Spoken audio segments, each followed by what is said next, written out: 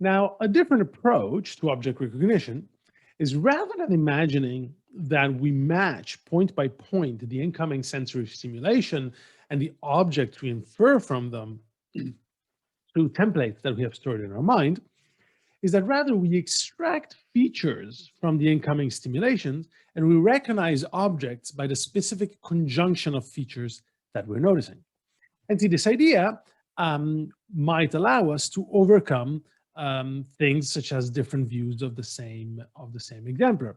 For example, here in the case of the K, you'll recognize that even though each of these Ks are different, they all share some features. For example, they all have a vertical line, and then they have sort of two slanted lines, one going upwards and one going downwards.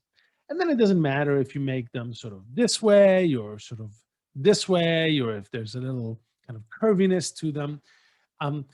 We might be able to recognize objects by the features that compose them. The debate, of course, is what are the right features for this process. Now, one theory championed by Biederman is known as GEON theory.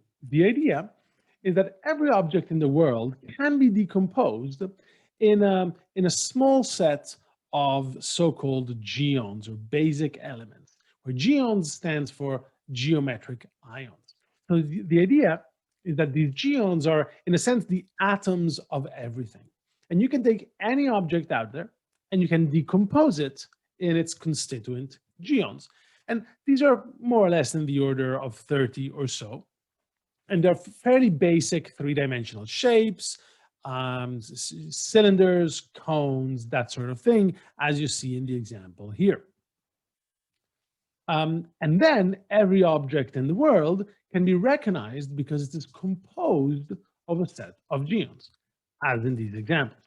So the idea is that recognition, really, of an object happens through its decomposition in its constituent GEONs. Now, there are a few important aspects to this theory. On the one hand, there are some properties of GEONs that are posited by the theory. So GEONs must be first sufficiently different one another that you can easily tell if something is GEON 1 or GEON 2 or GEON 3. Second, GEONs are so-called viewpoint invariant, which means they look identical from most viewpoints. Not necessarily all, but they look identical from most viewpoints.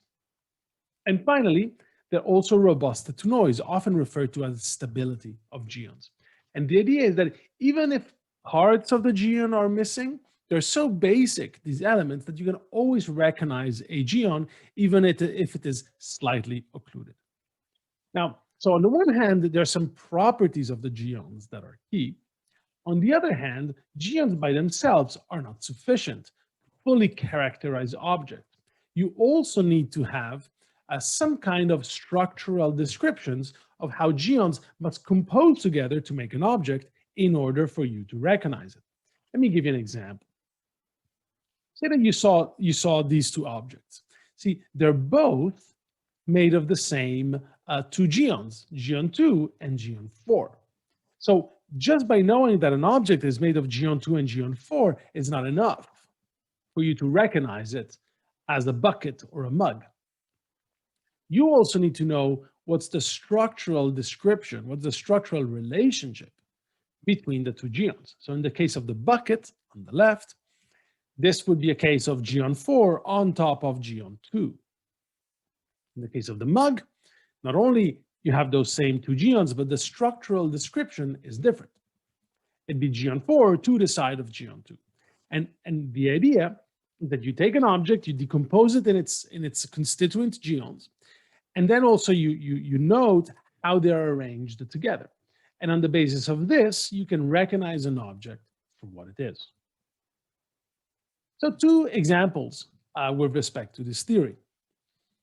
With respect to the hypothesis of stability, this is an interesting example.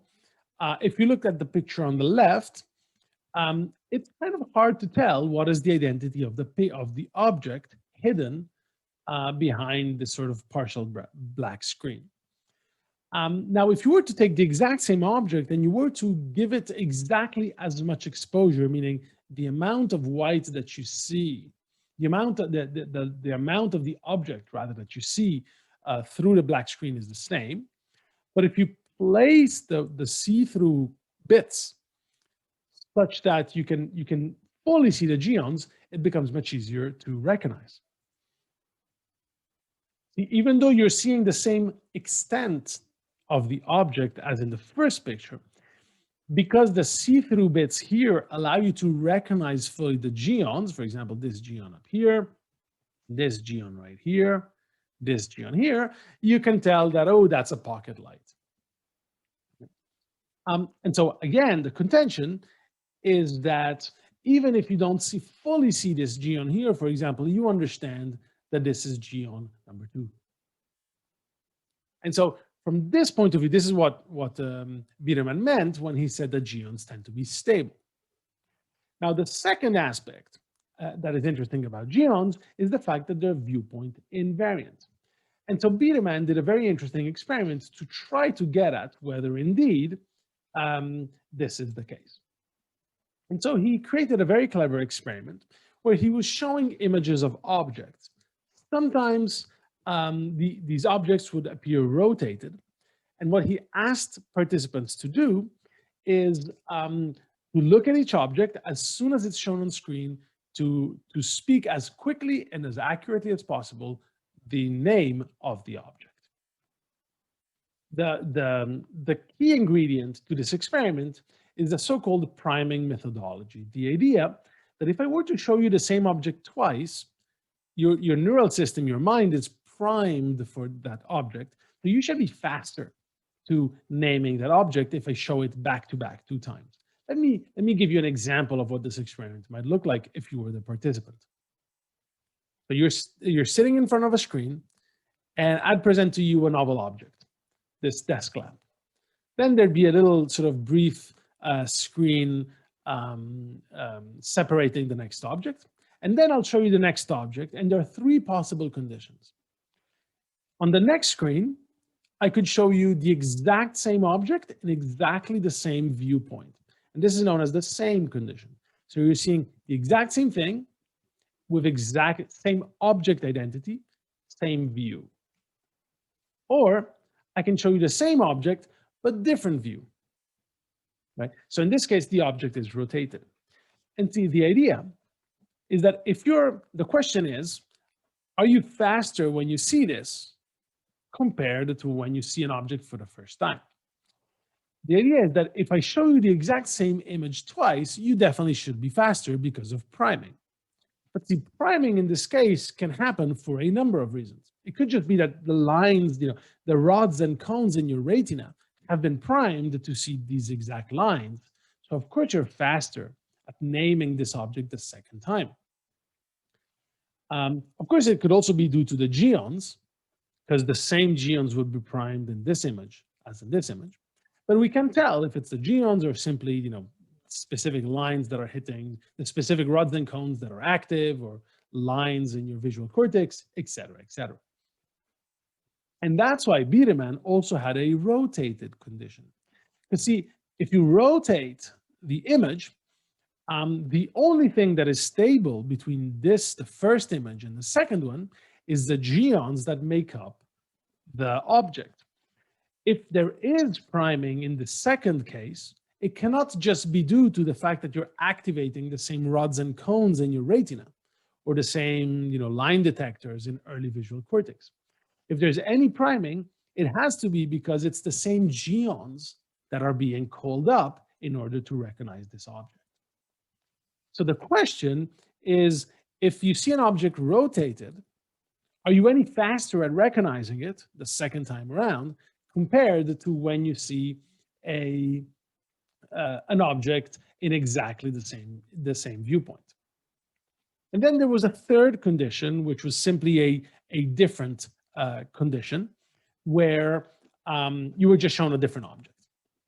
I should have pointed out that the rotated view could be of a number of different rotations from 1 degree all the way to 135 degrees. Okay, so you could see the exact same object just the view of it could be rotated in the depth direction. So let's look at the results. What I'm showing here is a graph showing on the x-axis the degree of rotation of the same image, of the second image compared to the first. So the further out you are on the right, the more rotated the second image is compared to the first. On the y-axis, I'm showing the average reaction time, so the average time it takes for you, when you see the object, to speak out its name. So the first time you view an object, it takes you just about, I don't know, 800 milliseconds, something like that, to yell out desk lamp. Now, I'm going to show you the exact same object. Right after that, I'll show you the exact same object in the same viewpoint, so zero rotation. What do you expect to happen? Well, predictably, you get a lot of priming, meaning you are much faster at answering, at yelling desk lamp. All of your system was primed. Your rods and cones were primed, your visual cortex was primed, your GEONs were primed. So it's not surprising that the participants become much faster and take only now 620 milliseconds to yell out desk lamp. Your whole system is primed. It's not necessarily because of GEONs. It could be because of many other things. The question is, as I rotate the second image more and more compared to the first, do you still maintain this priming? Or, for example, once it's rotated by 90 degrees, it's almost like seeing a new picture, right? So you shouldn't see priming anymore. If Biedermann is correct, we should see priming throughout the amount of rotation. So it doesn't matter if you're rotating it, the GEONs, which are viewpoint invariant, are all still primed. So you can recognize them regardless. So if you're faster as we rotate the image, it must mean that those GEONs are being primed, and that's what allows you to be faster. It can't just be the lines and the pattern of activation of rods and cones in your retina. Turns out that as you rotate the image, actually, participants remain faster as compared to the first time you see the object. In fact, even more interestingly, participants are faster also with respect to whether you see a different object. If I were to show you after the desk lamp a different object, it would typically take you some 675 to maybe 700 milliseconds to yell out its name. So if I show you the same object, even though I'm showing it rotated, so the visual pattern that is hitting your retina is different, you're still faster despite the rotation as compared to if I were to show you a new object. So clearly, even though you're seeing a different view of the same object, your system is somewhat primed and makes you faster. And of course, Biedermann's interpretation is that this must be because your GEONs were primed. Nonetheless, there are a number of difficulties with the GEONs theory. First, if you think of it, knowing what GEONs make up a certain object and their structural relationship is not enough for you to fully identify an object.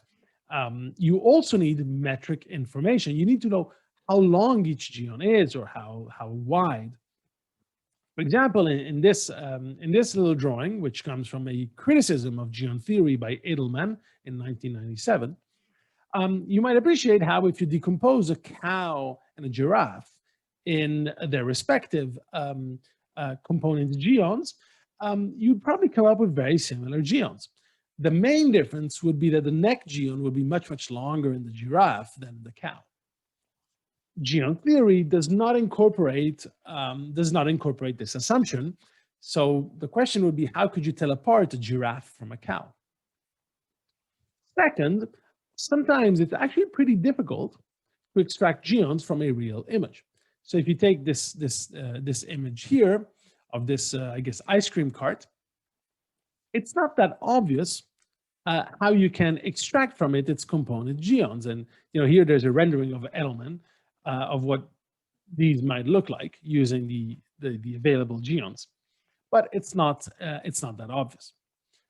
Third, even more problematic, how can you tell apart different exemplars of the same object? How can you tell apart one goat from another goat? How can you tell apart cow A from cow B or giraffe A from giraffe B?